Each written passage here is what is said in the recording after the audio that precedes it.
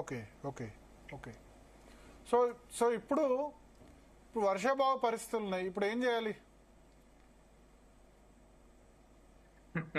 అది very open ended question. ఏం ఎందుకంటే చేయాలి టైం ఉన్నంత లేదు వరకు? సార్, అంటే టైం లేదు. మీరే ఇప్పుడు ముఖ్యమంత్రి అయితే మీరు ఏం చేస్తారు? అది చాలా పెద్ద విషయం కానీ కావడం కాకపోవడం. అంటే బట్ డిసిజన్ అంటే పాయింట్ ఇప్పుడు రాష్ట్ర ప్రజలు అయితే ఇబ్బంది పడకూడదు, రైతులు ఇబ్బంది పడకూడదు కదా. ఇప్పుడు 50% కూడా సాగు జరగలేదు. కానీ గత 7 సంవత్సరాలుగా ఇప్పుడు 2014-15 విపరీతమైన డ్రాట్, మీకు కూడా తెలుసు, దేశవ్యాప్తంగా డ్రాట్, తెలంగాణ కూడా డ్రాట్. బట్ 16-17 నుంచి ప్రతి సంవత్సరం వర్షం పడ్డది. ఇవాళ ఫస్ట్ టైం జూలై 16 వచ్చింది, -26%. ఇక్కడ రాయలసీమలో అయితే 50% పైగా లోటు ఉంది. అటు గోదావరి బేసిన్, ఇప్పుడు మనకు వచ్చే మరాఠ్వాడాలో కూడా దాదాపు -40% లోటు. దేశం మొత్తం సర్ప్లస్ రెయిన్ఫాల్, 15% సర్ప్లస్ రెయిన్ఫాల్ ఉంది. కృష్ణా బేసిన్లో పర్లేదు, కృష్ణా బేసిన్లో నల్గొండలో వర్షాలు లేవు, 50% లోటు వర్షపాతం. కానీ ఈ శ్రీశైలం, నాగార్జున సాగర్ ఆల్మోస్ట్, శ్రీశైలం నిండింది, నాగార్జున సాగర్ కూడా నిండే విధంగానే కనబడుతుంది ఇప్పుడున్న పరిస్థితి చూస్తే. ఇప్పుడు భరత్ గారు 2 విషయాలు. ఒకటి, వర్షాభావం ఉన్నప్పుడు మాక్సిమము మనకున్న స్టోరేజెస్ నుంచి మనం ఎంత వీలైతే అంత వాడుకునేటానికి ప్రయత్నించాలా. ముఖ్యమంత్రి గారు కానీ ఎవరైనా కానీ ఫీల్డ్ లో ఉన్న సిచ్యువేషన్ ను బట్టి, అక్కడ ఉన్న కన్స్ట్రైట్స్ బట్టి డిసిషన్స్ తీసుకోవాల్సి ఉంటుంది. ఫీల్డ్ ఇంజనీర్స్ రిపోర్ట్స్ ఇస్తారు, సేఫ్టీ ఆఫ్ ది బరాజెస్ కానీ, లేకపోతే మన స్టోరేజ్ ఎంత ఉంది, లొకేషన్స్ ఎంత ఉంది అనేది కానీ. One of the fundamental flaw that Telangana state has faced ఇప్పటి వరకు, fundamental flaw, basic flaw I would say, మనం గోదావరి మీద స్టోరేజెస్ ఏర్పాటు చేసుకోలేకపోయాం. మీరు ఇప్పటి వరకు చూస్తే బరాజ్ అనే మాట్లాడుతుంది, కానీ శ్రీరామ్ సాగర్ ప్రాజెక్ట్ తర్వాత మీరు చెప్పండి ఒక్కటన్నా స్టోరేజ్ లొకేషన్ ఉందా? మేజర్ స్టోరేజ్ లొకేషన్ మనకు 968 టీఎంసీ, మనకు అష్యూర్డ్ వాటర్ 75%. అంటే లిఫ్ట్ తప్ప వేరే మార్గం లేదు అంటారు కదా తెలంగాణకు. ఎవరన్నారండి లిఫ్ట్ తప్ప? ఎవరన్నారు? ఎందుకు భరత్ గారు, నేను సింపుల్ టెక్నికల్ పారామీటర్స్ చెప్తాను.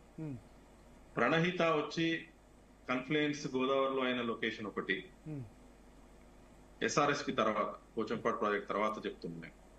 ఇంద్రావతి వచ్చి ఇంచంపల్లి దగ్గర లొకేషన్ ఒకటి. మీరు మేజర్ డ్యామ్ కట్టుకుంటే ఎవరు వద్దరు. Those are the 2 locations. In fact Inchampalli location GWDT లోనే మీరు సూరారం దగ్గర కట్టాలని ప్రపోజ్ చేసినట్టున్నారు కదా. ఎగ్జాక్ట్. సూరారం అంటే ఎక్కడ? ఇది ఇచ్చంపల్లి దగ్గర, మేడిగడ్డకు ఒక 5-6 కిలోమీటర్ దూరంలో ఉంది. ఇంకా పైన కాన్ఫ్లుయెన్స్ ఆఫ్ ప్రణహిత కాన్ఫ్లుయెన్స్ జరిగిన తర్వాత ఉంటుంది సూరారం. అంటే basically it is the in principle idea of Medigadda or Kaleshwaram or Suraram is same. అక్కడ మేజర్ డ్యామ్ కట్టుకొని ఉంటే ఓన్లీ ప్రాబ్లమ్ భరత్ గారు, మీరు అన్నట్టు ఎవరన్నా గానీ అది any person who might have said it is not possible, only ఒకటే రీజన్ ఏంటంటే ముంపు గురయ్యే ప్రాంతం. ముంపు మన రాష్ట్రంలో గురయ్యేదానికి మనం ఎలాగో కంపెన్సేషన్ ఇచ్చుకోవాలా, పక్క రాష్ట్రంలో జరిగేదానికి ఎస్ మహారాష్ట్రలో ముంపు గురయ్యే ఛాన్స్ ఉంది. నేను చెప్పిన 115 మీటర్స్ ఎఫ్ఆర్ఎల్ లో గనక సూరారం దగ్గర కట్టుంటే 88 టీఎంసీ స్టోరేజ్ మనం చేసుకునే అవకాశం ఉండే. మీకు 4 టైమ్స్ ఫిల్లింగ్. ఒక డ్యామ్ కడితే, డ్యామ్ ఇది నాట్ బరాజ్, ఒక డ్యామ్ కట్టినప్పుడు ఒక సీజన్ లో మీరు 4 టైమ్స్ ఫిల్లింగ్ వాడుకోవచ్చు. అంటే ఫిల్ చేసుకొని తీసుకెళ్తాం కెనాల్స్ నుంచి, డిస్ట్రిబ్యూటర్స్ నుంచి మళ్ళీ ఫిల్ చేసుకుంటాం 4 టైమ్స్.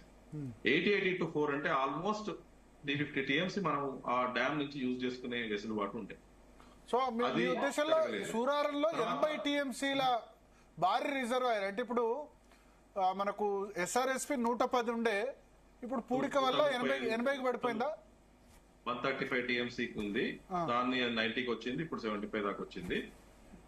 నాగార్జున సాగర్ తర్వాత శ్రీశైలం లాగా ఒక డ్యాము లేదా 2 డ్యామ్స్ మనం కట్టుకునే వెసులుబాటు మనకు ఉండే. ఒకటి సూరారం, ఇంకోటి ఎక్కడ? ఇచ్చంపల్లి చాలా తక్కువ దూరం ఉంటుంది. మీ 80 టీఎంసీలు అంటే Ichampalli Suraram back water 25 TMC GWDT numbers allocate చేసింది ఆ ప్రాజెక్ట్. కానీ రిమైనింగ్ వాటర్స్ ఏదైతే G10 సబ్ బేసిన్ లో అక్కడ పైనుంచి మనకు G5, G6, G7, G8 Indravati sub basin, G9 నుంచి G10 మన లోవర్ గోదావరి సబ్ బేసిన్, ఈ రిమైనింగ్ వాటర్స్ అన్ని మనకి ఇచ్చింది. సో ఇచ్చంపల్లి దగ్గర మీరు ఈ 968లో 300 వాడుకుంటారా 400 వాడుకుంటారా మన ఇష్టం. Apart from that 85 which GWDT has said. Only problem was combined Andhra Pradesh లో అప్పుడు ఛత్తీస్గఢ్ లేదు, మధ్యప్రదేశ్ ఉండే. మధ్యప్రదేశ్ లో ముంపు గురైద్దని ఒక దీని మీద అప్పుడు కంబైన్డ్ ఆంధ్రప్రదేశ్ లో మన వాళ్ళే అమ్మో వాళ్ళకి ముంపు గురైతుంది అని మనకు అన్యాయం జరిగింది అప్పుడు యునైటెడ్ ఆంధ్రప్రదేశ్ లో. తర్వాత తెలంగాణ ఫామ్ అయినాక మనకు ఈ వేరియస్ ప్రాజెక్ట్స్ కు మనం వాటర్ ప్లాన్ చేసుకునేసరికి ఇంచపల్లి దగ్గర అంత వాటర్ యూజ్ చేసుకునే అంత వెసులుబాటు మనకు లేకుండా పోయింది ఒకటి. రెండోది ముంపు అనేది still it is a problem. ఇప్పుడు సూరారం దగ్గర 80 టీఎంసీలు, ఇప్పుడు ఇచ్చంపల్లి దగ్గర ఎంత టీఎంసీలతో స్టోరేజ్ కట్టొచ్చు రిజర్వాయర్? ఇప్పుడు మనము ఆల్రెడీ 968 లో ఏవైతే ప్రాజెక్ట్స్ ఎలకేషన్స్ చేసేసుకున్నామో పోయినాక ఇప్పుడు ఇంచంపల్లి దగ్గర మేజర్ డ్యామ్ కట్టి స్టోరేజ్, కాళేశ్వరం దగ్గర మేజర్ డ్యామ్ కట్టి స్టోరేజ్ అనేది gone past. Because we have already committed to various projects, various barrages, various planning has happened, construction has happened. ఇదంతా జరిగింది.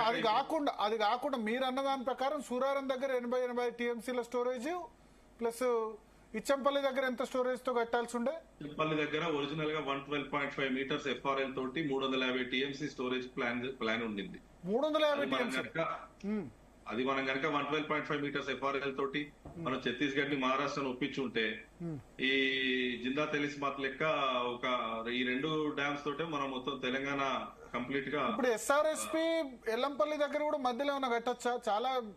చాలా వాటర్ వస్తుంది కదా, బరాజెస్ కట్టుకోవచ్చు మేజర్ స్టోరేజ్ లొకేషన్స్ గా. ఎందుకంటే కాన్ఫ్లుయెన్స్ మనకు భరత్ గారు ఎప్పుడైనా Pranahita and Indravati our golden spots. ఎందుకంటే పైనుంచి గోదావరి మెయిన్ రివర్ లోంచి వచ్చేది ఆ G1, G2, G3, G4 sub basins లో డెఫిసిట్ ఉంది. మనకు సర్ప్లస్ అంటే వాటర్ 75% డిపెండబిలిటీ అవైలబుల్ ఉంది. మనకు అలొకేటెడ్ వాటర్ ఎల్లంపల్లి తర్వాత Pranahita sub basin, Indravati sub basin. కాబట్టి ఆ 2 confluence points correct points. Major అదే చేసింది కదా మరి బీఆర్ఎస్. మేడిగడ్డ, అన్నారం, సుందిల్లా బ్యారేజ్ కట్టింది అదే కదా.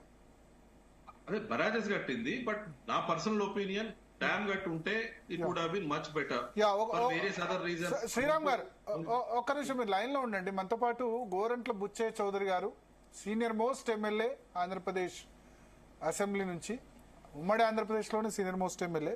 ఒకసారి ఆంధ్రప్రదేశ్ వెర్షన్ తీసుకుందాం. బుచ్చయ్య చౌదరి గారు, ఏమనిపిస్తోంది? మీటింగ్ ముగిసిన తర్వాత ఇద్దరు మాట్లాడారు. బనకచెర్ల గురించి చర్చ జరగలేదని రేవంత్ రెడ్డి అన్నారు. బనకచెర్ల సహా మిగతా అంశాల మీద నిపుణుల కమిటీ వేస్తామని నిమ్మల రామానాయుడు అన్నారు. ఓవరాల్ గా మీ ఒపీనియన్ ఏంటి?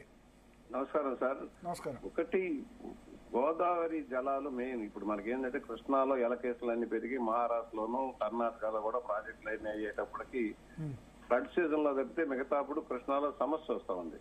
కృష్ణాలో ఈ సంవత్సరం బాగానే నీరు వచ్చింది, మళ్ళీ ఆగిపోయింది. నాగార్జున సాగర్ గానీ అవి కానీ 2 కూడా ఫుల్ఫిల్ కావాలంటే పైన ఆల్మట్టి దగ్గర నుంచి పైన ప్రాజెక్టులన్నీ కంప్లీట్ అయ్యి ఉండటంలో ఆ నీరు వస్తే గానీ మనకి ఆగర్లో నీళ్లు రావట్లా. కరువు సీజన్ లో సమస్య వస్తుంది. కృష్ణాలో నీరు అందని పరిస్థితి. కృష్ణా డెల్టా గానీ నాగార్జున సాగర్ డెల్టాలో గానీ అందరికీ సమస్య వస్తుంది. తెలంగాణ, ఆంధ్ర ప్రాంతాలకు కూడా సమస్య వస్తుంది. మిగులు ఏదైతే ఎంత కరువు కాలంలో కూడా గోదావరిలో 2000 టీఎంసీ సముద్రానికి పోతా ఉంది. గోదావరిలో మనం ఉభయ రాష్ట్రాలు కూడా వాడుకున్నా కూడా ఎంత వాడుకున్నా కూడా 2000 టీఎంసీ పైన, ఒక్కో సంవత్సరం 4000 టీఎంసీ, 3000 టీఎంసీ కూడా సముద్రానికి వెళ్తా ఉంది. మొన్న డేటా కూడా ఇచ్చాం. మనం 10 సంవత్సరాల డేటా చూసుకుంటే తక్కువలో కూడా 500 టీఎంసీ వాటర్ సముద్రానికి పోయిన సందర్భాలు ఉన్నాయి. అసలు వర్షాలే లేవు, కరువుగా ఉందన్న సీజన్ లో కూడా 500-600 టీఎంసీలు సముద్రానికి పోతున్నాయి. ఇవాళ రాష్ట్రంలో వెనకబడ్డ ప్రాంతంలో మనం అభివృద్ధి చేసుకోవాలి. అటు రాయలసీమలో కానీ తెలంగాణలో వెనకబడ్డ ప్రాంతాలకు నీరు అందాల్సింది. ఇవాళ ఏమవుతుందంటే కాంటూరు, కృష్ణా ఏమో లోయర్ కాంటూరు, గోదావరి ఏమో హైయర్ కాంటూర్లో. హైయర్ కాంటూర్లో ఉండటంలో సమస్య ఏంటంటే పెద్ద పెద్ద ప్రాజెక్టులు కట్టడానికి వీలు కాని పరిస్థితి ఉంది. తెలంగాణలో కానీ ఎక్కడైనా సరే ఒక రిజర్వాయర్ కట్టాలంటే సమస్య వస్తుంది. అందువల్ల బ్యారేజ్లు కడతారు. మేడిగడ్డ బ్యారేజ్లు కట్టినా ఏది కట్టినా కూడా తక్కువ కెపాసిటీలు. ఇప్పుడు మనకుంది విజయవాడ కృష్ణాలోకి వచ్చేవాడికి విజయవాడలో కానీ రాజమండ్రి ధవళేశ్వరంలో కానీ 3 టీఎంసీలే కెపాసిటీ. మూడు 4 టీఎంసీకి మించి స్టోరేజ్ పెట్టడానికి వీలు లేదు. తెలంగాణలో కూడా అదే పరిస్థితి వస్తా ఉంది. అందువల్ల మేజర్ ప్రాజెక్టులుగా పెద్ద పెద్ద బ్యారేజ్లు కట్టేదానికి అవకాశం లేదు కనుక చిన్న చిన్న బ్యారేజ్లు కట్టి వాటర్ ని డైవర్ట్ చేసేలాగా. ఇప్పుడు ఒకటి సార్, బనకచెర్ల కాకుండా తెలంగాణ ఒకటి ప్రతిపాదిస్తుంది, ఇచ్చంపల్లి నుంచి నాగార్జున సాగర్ ద్వారా తీసుకోండి అని చెప్తున్నారు. వాళ్ళ వాదన ఒక రకం ఉంది. మాకు సంబంధించి బనకచెర్లది వచ్చేది ఏదైతే మిగులు జలాలు వరదకి వెళ్లే నీళ్ళే. మేము పోలవరం డౌన్ స్ట్రీమ్ లో వరద కాలంలోనే 200 టీఎంసీని తీసుకుంటే శ్రీశైలం మీద నాగార్జున మీద ఒత్తిడి తగ్గిపోతుంది. అంతేగాని తెలంగాణ ఇచ్చంపల్లి నాగార్జున సాగర్ ఆ ప్రతిపాదనకు వ్యతిరేకమా అట్లా డైవర్ట్ చేయడానికి? అది ఉన్నది. వాళ్ళు ఏమంటారంటే ఇప్పుడు మనం పోలవరం నుంచి డైవర్ట్ చేసుకుంటే పైకి తీసుకెళ్తే వాటర్ ని డైవర్షన్ ఇప్పుడు మనకి 80 టీఎంసీ పోలవరం అయ్యాక 80 టీఎంసీ ఎలాగా డైవర్ట్ చేస్తామో ఈ వాటర్ డైవర్షన్ చేసేదానికి అవకాశం ఉంటుంది. మన గోదావరి వృధాగా పోతున్న గోదావరి జలాన్ని ఉభయ రాష్ట్రాలు ఉపయోగించుకోవచ్చు. వాళ్ళ ఎలకేషన్లు కూడా మార్చుకోవచ్చు. తప్పకుండా మార్చుకొని తెలంగాణ పైన వాడుకున్న తర్వాత వదిలినదే కదా మాకు వచ్చేది. తెలంగాణలో ప్రాజెక్టులు కట్టుకున్న అయితే ఒకటి ఇప్పుడు రేవంత్ రెడ్డి అన్నారు, బనకచెర్ల మీరు కట్టుకోండి కానీ గోదావరిలో మాకు 1000 టీఎంసీలు, కృష్ణాలో 500 టీఎంసీలు ఇవ్వండి. ఇప్పుడు 299 ఉంది, 500 టీఎంసీలు ఇచ్చి మీరు కట్టుకోండి, మాకు అభ్యంతరం లేదంటారు. గవర్నమెంట్ ఆఫ్ ఇండియా ఒక కమిటీ వేసింది. గతంలో ఎలకాట్ చేసిన దాని భిన్నంగా మళ్ళా పునర్విభజన చేయబోతా ఉన్నారు. గోదావరి కృష్ణ కూడా ఒక సర్వే చేస్తా ఉన్నారు. మనం కూడా చంద్రబాబు గారు కూడా చెప్పింది విన్నారు కదా మీరు. మాకు తెలంగాణకి ఎంత నీరు కావాలని వాడుకోండి, మిగిలిన బనకచెర్ల మీకు వ్యతిరేకం కాదు. బనకచెర్ల మిగులు జలాల నుంచి కట్టే ప్రాజెక్ట్ అడ్డుకోవద్దు అనేది ఆర్గ్యుమెంట్. సరే, గవర్నమెంట్ ఆఫ్ ఇండియా కమిటీ వేసింది, పెద్దలు నిర్ణయిస్తారు. మనం తెలుగు జాతి 2 రాష్ట్రాలు కూడా సంపన్నం కావాలి. ప్రతి ఎకరానికి చుక్క నీరు అందాలి. తెలంగాణలో గాని, రాయలసీమలో గాని, ఉత్తరాంధ్ర గాని నీరు అందాలి. ఇవాళ మా దగ్గర కూడా ఏనాడో కాటన్ గారు కట్టిన ప్రాజెక్టులన్నీ మళ్ళా ఇది ఇబ్బంది పరిస్థితి వస్తా ఉంది. కాలువలు బాగు చేయలేదు, లాక్ చాంబర్స్ బాగు చేయలేదు, ఎన్ని కలవట్లు బాగు చేయలేదు, ఎన్ని సమస్యలు. సో అంటే కృష్ణాలో ఒకటి, ఇప్పుడు గోదావరిలో ఇబ్బంది లేదు, బట్ కృష్ణాలో 500 టీఎంసీలు ఇస్తారా అని అడుగుతున్నారు. అది రాష్ట్రాలు మహారాష్ట్ర, కర్ణాటక, ఆంధ్ర, తెలంగాణ మధ్య ఉంది. అంటే ఇప్పుడు ఎందుకంటే బ్రిజేష్ కుమార్ ట్రిబ్యునల్ ఇంకా కూడా నడుస్తుంది కదా, అది ఓన్లీ ఏపీ తెలంగాణ మధ్యనే ఉంది. ఇంకా మహారాష్ట్ర, కర్ణాటక వాటికి సంబంధించిన నీటి వాటాలు ఆల్రెడీ డిసైడ్ చేసింది. కృష్ణా జలాల్లో వాటా 4 రాష్ట్రాల మధ్య ఉంటుంది కనుక అది గవర్నమెంట్ ఆఫ్ ఇండియా చేసే కమిటీ డిసైడ్ చేయాల్సింది. ఉభయ రాష్ట్రాల మధ్య అంత తేలిగ్గా తేలే సమస్య కాదు అది. ఎందుకంటే నాగార్జున సాగర్, శ్రీశైలం కూడా 2 రాష్ట్రాల మధ్య నడుస్తున్న ప్రాజెక్టులు, 2 రాష్ట్రాలు సంయుక్తంగా నడవాల్సిన ప్రాజెక్టులు, సమన్వయంతో నడుచుకోవాల్సిన ప్రాజెక్టులు. ప్రతి చొక్క నీరు సద్వినియోగం చేసుకోవాలి. కరువు కాలంలో ఎలా వాడుకుంటాం అనేది ప్రయత్నం. వరద కాలంలో ఎవరైనా వాడుకుంటారు, ఎన్ని ప్రాజెక్టులకైనా నీరు ఇవ్వచ్చు. ఓకే, వి ప్రకాష్ గారు, బుచ్చే చౌదరి గారు క్లియర్ గా చెప్తున్నారు, తెలంగాణ వదిలిన నీళ్లే కదా మేము వాడుకునేది అంటారు. ఇద్దరికి నమస్కారం, శ్రీరామ్ గారికి, బుచ్చే చౌదరి గారికి. ఇవాళ మనకు సమస్య అంతా కూడా ఈ కృష్ణా బేసిన్ అండ్ గోదావరిలో ఉన్న ఇంకా కొన్ని ప్రాజెక్టులకు సంబంధించిన సమస్యలండి. బనకచెర్ల విషయానికి వచ్చినప్పుడు ఏంటంటే హైడ్రాలజీ క్లియరెన్స్ అయితే వాళ్ళకి ఎట్టి పరిస్థితుల్లో రాదు. ఎందుకంటే మిగులు జలాలు, వరద జలాలు అన్నప్పుడు పర్మిషన్ ఇవ్వరు. తెలంగాణ కూడా దానికి ఆమోదం చెప్పాలంటే ఏవైతే గోదావరి మీద అభ్యంతరాలు చెప్పారో చంద్రబాబు నాయుడు గారు, ఆ అభ్యంతరాలను ఫస్ట్ వెనక్కి తీసుకోవాలి. ఇప్పుడు వార్దా నదిలో 20 టీఎంసీల కోసం అక్కడ ప్రాజెక్టు ప్రతిపాదించాము. అది సిడబ్ల్యూసీ దగ్గర కేసీఆర్ పెట్టినప్పటి నుంచి పెండింగ్ లోనే ఉంది. ఇప్పటి వరకు దాన్ని కదిలించలేదు. ఏది వార్దా నదిలో తుమ్మిడిటికి పైన 2 కిలోమీటర్ల పైన వార్దా నది మీద ఆదిలాబాద్ కోసం 2 లక్షల ఎకరాలకు నీళ్లు ఇవ్వాలని చెప్పి BR Ambedkar Wardha project. So దానిలో అభ్యంతరం చెప్పారు. అట్లాగే 3rd టీఎంసీ ఏదైతే పనులు జరిగిపోయినాయి ఆల్రెడీ, కాళేశ్వరంలో భాగంగా 30,000 కోట్లతో పనులు పూర్తయినాయి. ఆ 3rd టీఎంసీ కూడా ఇంతవరకు క్లియరెన్స్ రాలేదు. దానికి కూడా అభ్యంతరం చంద్రబాబు నాయుడు గారే అప్పుడు ముఖ్యమంత్రి ఉన్నప్పుడు పెట్టారు. 3వది సమ్మక్క బ్యారేజీకి ఇప్పుడు సిడబ్ల్యూసీ దగ్గర పెండింగ్ ఉండడానికి కారణం ఏంటంటే ఛత్తీస్గఢ్ ఎన్ఓసి ఇవ్వలేదు. ఆ ఎన్ఓసిని ఇప్పించాలి. తర్వాత సీతారామ ప్రాజెక్ట్ కి ఎన్విరాన్మెంట్ క్లియరెన్స్ రాలేదు. ఇట్లా గోదావరి మీద ఈ అభ్యంతరాలను వెనక్కి తీసుకోవాలి. అదే విధంగా శాశ్వతంగా 2 రాష్ట్రాల మధ్య జల వివాదాలు పరిష్కారం కావాలనుకున్నప్పుడు ట్రిబ్యునల్ దగ్గర జరిగే వాదనలలో కూడా తెలంగాణ డిమాండ్స్ కు అనుకూలంగా వారు స్పందించాల్సిన అవసరం ఉంటుంది. వారికి ఇబ్బంది లేని ఉన్నాయి అందులో. అంటే ఇప్పుడు 80 టీఎంసీ ఏదైతే గోదావరి నుంచి తీసుకుంటున్నారు కాబట్టి డైవర్ట్ చేయాలి కృష్ణా వాటర్ అన్నప్పుడు 45 టీఎంసీ తెలంగాణకు వస్తుంది. అందులో పాలమూరు రంగారెడ్డికి అలొకేట్ చేయమని చెప్పి అప్పుడు పాత ప్రభుత్వమే చెప్పింది. రేవంత్ రెడ్డి గారు కూడా దాని మీద పట్టుబడుతున్నారు. నిన్న మన సిఎస్ గారు, చీఫ్ సెక్రటరీ గారు, అదే విధంగా ఉత్తమ్ కుమార్ రెడ్డి గారు, వీళ్ళిద్దరు ఏదైతే సిడబ్ల్యూసీకి నిన్న లేఖలు రాశారో అందులో ఉన్న ఇష్యూస్ పరిష్కారం అయినట్టయితే మిగులు జలాలలో ఏదైనా కేంద్ర ప్రభుత్వం మిగులు జలాలు ఇన్ని ఉన్నాయి గోదావరిలో, ఆ వాటిలలో కూడా మీరు తెలంగాణ ఇంత ఆంధ్ర ఇంత అని వాళ్ళు చెప్పినట్టయితే బనకచెర్ల ముందుకు పోతుంది. లేదంటే ఈ రెండు రాష్ట్రాల మధ్య జల వివాదాలన్నీ ఇట్లాగే ఉంటే మేము బనకచెర్ల కట్టుకుంటామంటే ఇది గొడవ కంటిన్యూ అవుతా ఉంటుంది. ఓకే, బుచ్చయ్య చౌదరి గారు చెప్పండి. విన్నారు కదా విప్రకాష్ గారు వరద జలాలు ఎవరైనా ఎత్తు పట్టుకెళ్ళగలరా? నేను ఒకటే అడుగుతున్నాను. సముద్రానికి పోయే నీటిని మరలించగలరా? కాదు, ప్రాజెక్టులు కట్టండి. మీ ఆబ్జెక్షన్స్ అన్ని కూడా ఏదైతే కేంద్ర ప్రభుత్వం దగ్గర పెట్టారో ఆ విత్డ్రా చేసుకుంటే బనకచెర్లకు ఇబ్బంది లేదు అంటారు. కాళేశ్వరం 30 టీఎంసీ రెండు రాష్ట్రాలు అబ్జెక్షన్ రైజ్ చేసినాయి. ఒక తెలంగాణ వాళ్ళు రైజ్ చేస్తున్నారు, ఆంధ్రప్రదేశ్ రైజ్ చేస్తా ఉంది. రెండు రాష్ట్రాలు రేపు కేంద్రం వేసే కమిటీ నిర్ణయిస్తుంది. దాంట్లో మంచి ఏది చెడు ఏది వాస్తవ పరిస్థితిని బట్టి డిపెండబిలిటీ ఏముంది, ఎంత వాటర్ వెళ్తుంది, ఎంత వాటర్ ఎలకేట్ అయింది, ఇంకా చేయాల్సింది ఏమైనా ఉంటే గవర్నమెంట్ ఆఫ్ ఇండియా వేసే కమిటీ డిసైడ్ చేస్తుంది. మనం వాదుకోవాల్సిన అవసరం లేదు.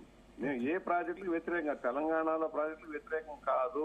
మళ్ళా చెప్తున్నాం, ఏదైతే వృధాగా సముద్రానికి పోయే నీటినే మేము సద్వినియోగం చేస్తాం. దానివల్ల పైన రెండు రాష్ట్రాలకు ఉపయోగపడుతుంది. అది ఎప్పుడైతే బనకచెర్ల తీసుకెళ్లారో నాగార్జున శ్రీశైలం మీద డిపెండబిలిటీ తగ్గిద్ది కదా, ఆ వాటర్ కూడా సద్వినియోగం చేసుకోవచ్చు కదా.